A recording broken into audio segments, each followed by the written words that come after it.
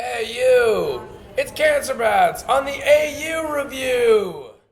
We got good tucking. Why you gotta be so distant, girl? Now, no stranger to pulling out a Black Sabbath cover at live shows. You've finally released the Bat Sabbath EP. It's just come out with the deluxe edition of the album. How did you choose the songs to put on it, and why was the right time to release it? The songs were basically a selection of just our favorites from playing live. We can do like an hour of Black Sabbath now that we're just so buff. But so we just kind of like, we didn't put a lot of time and thought into it. We were just like, I like playing that song, and this song rules, and this one's fun, and there we go. That's 5. Let's do that. These are, I mean, it's like, you know, we know 10 Black Sabbath songs, and it's like they're all amazing. And they're all super fun to play, so it's just like, well, we've got to record this in one day. Yeah, we only had a day in the off the studio. floor, so let's do the best ones, the ones that we know we / can nail. the easiest ones that we can play really well. Iron Man. Yeah, exactly. Iron Man is rad though, because it's like, that's one of those ones that's like really easy to play, but also really fun.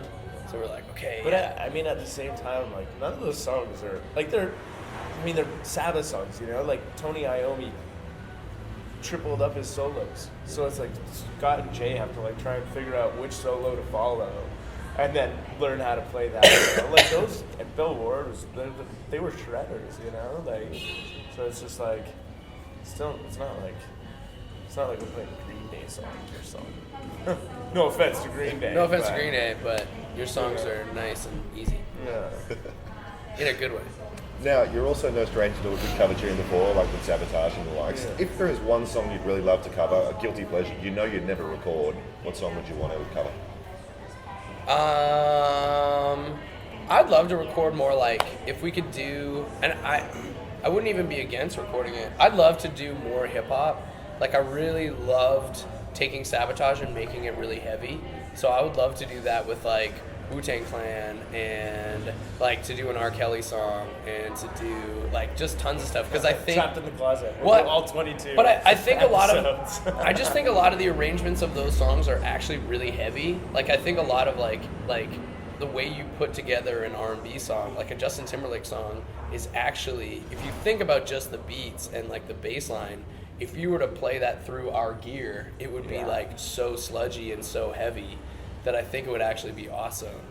So yeah, if we could, I want to try and do some stuff like that. So maybe when we have some downtime, like to do like a Destiny's Child song. Imagine you heard a Cancer Bats cover of Destiny's Child, like Say My Name or something like that. That'd be the best. It'd be so heavy.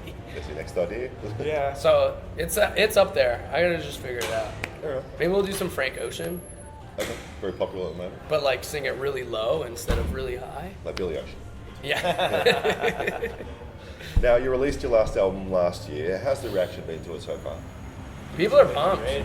Yeah. Yeah. People are really into it. It's cool because there's been a lot of people who maybe took a bit of a break on the band, like kids who got into the band in like high school with Birthing the Giant.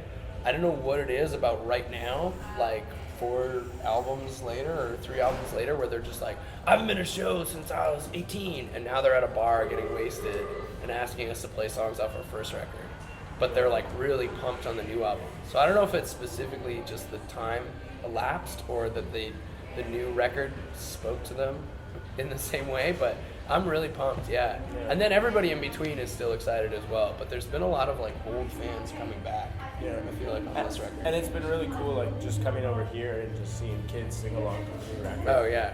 You know, that side of knowing things all is the always words and just being like, oh, wicked. Like, we haven't, you know, a lot of places like Canada, we were already touring on the record before it came out, you know, and giving everybody a chance to hear the songs. Where here, it's just like, we just had to watch the videos and buy the record or whatever. That's always been something though consistently about Australia that's kind of blown our minds. Like when we first came over with Birthing the Giant, like kids knew the words and were singing along. And then like for every album we've come back, it's like people have taken the time to like figure out what we're saying and like to be a part of it that way. I definitely think that's something rad about like playing shows here, is that like there's not real like casual like music fans, I think, in Australia.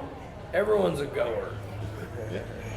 We love it. We love live music. We love rock and roll. And like being part of it. Like I think that's why, you know, I think the like like a perfect example why the Bronx like does so well here is just because there's such like a ripping band that like feeds off of that like crowd energy, and Australia is such like a place that gives that back like twice as hard. Yeah.